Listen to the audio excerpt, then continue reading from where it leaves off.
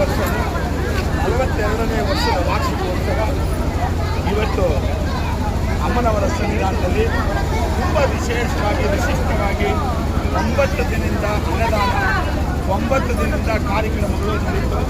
ಇವತ್ತು ಕೊನೆಯ ದಿನ ರಥೋತ್ಸವ. ಈ 63 ಅಡಿ ರಥೋತ್ಸವ ಬೆಂಗಳೂರು ನಗರದ ಒಳಗಡೆ ಯಾರು ಮಾಡೋಕ್ಕಾಗಲ್ಲ. ಯಾಕೆ ತುಂಬ ಕಷ್ಟ ಇದೆ.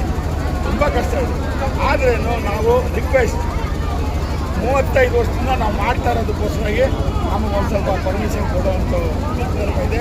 ಆದ ಕಾರಣ ಇವತ್ತೊಂದು ದಿನ ಅಮ್ಮನವರ ರಥೋತ್ಸವ ಇದೆ. ಕೇರಳದಿಂದ ನೋಡಿ ನೀವೆಲ್ಲ ನೋಡ್ತಾ ಇದ್ದೀರ, ಒಂದು ಇದು ಬಂದಿದೆ. ತಮಿಳುನಾಡಿಂದ ಮೇಳತಾಳಗಳು ಬಂದಿದೆ.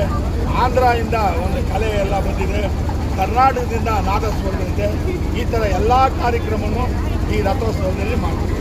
ಈ ರಥೋತ್ಸವ ಈ ನಮ್ಮ ಭಕ್ತಾದಿಗಳು ನಮ್ಮ ಭೀಮಾನಗರ, ಆನಂದಪುರ, ಸುಧಾಮನಗರದಲ್ಲಿರುವಂಥ ಎಲ್ಲ ಕಾರ್ಯಕ್ರಮನ ನಡೆಸ್ಕೊಳ್ತಾರೆ. ನಮ್ಮ ದೇವಸ್ಥಾನದ ಭಕ್ತರುಗಳು, ನಮ್ಮ ದೇವಸ್ಥಾನದ ಸೇವಾಕರ್ತರುಗಳು, ನಮ್ಮ ದೇವಸ್ಥಾನದಲ್ಲಿ ಇರುವಂಥ ವಾಲಂಟಿಯರ್ಸ್ಗಳಿಂದಾನೆ ಈ ಕಾರ್ಯಕ್ರಮ ನಡೀತದೆ. ಯಾಕಂದರೆ ಈ ವಯಸ್ಸಾಗೋದು 70 ವಯಸ್ಸು. ಇದಕ್ಕೆ ಮೇಲೆ ನಾವು ಮಾಡೋದಕ್ಕೆ ಶಕ್ತಿ ಇಲ್ಲ.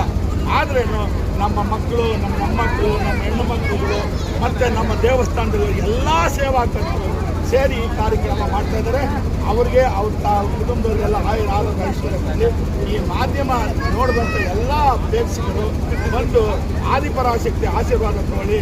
ಯಾಕೆಂದರೆ 42 ಅನ್ನೋದು ತುಂಬ ವಿಶೇಷ.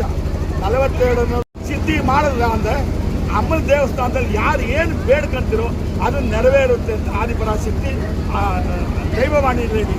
ಆದ ಕಾರಣ ಇದಕ್ಕೆ ಮೇಲೆ ಅಮ್ಮನವರ ದೇವಸ್ಥಾನದಲ್ಲಿ ಯಾರು ಬಂದು ಏನು ಬೇಡ್ಕೊಂಡ್ರೇನೋ ಖಂಡಿತವಾಗ ಅವರು ಸಿದ್ಧಿ ಆಗುತ್ತೆ.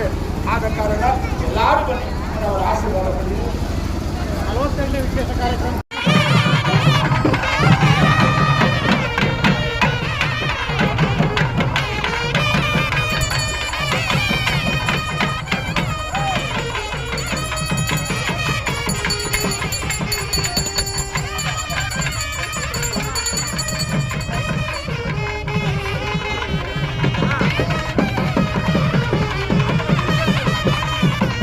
ಆದ ಕಾರಣ ನಮ್ಮ ಅಳಿವಿಗೆ ನಾವು ಮಾಡಬೇಕು ಅಂತ ಅವರು ಒಂದು ಸನ್ಮಾನ ಮಾಡ್ತಾ ಇದ್ದಾರೆ.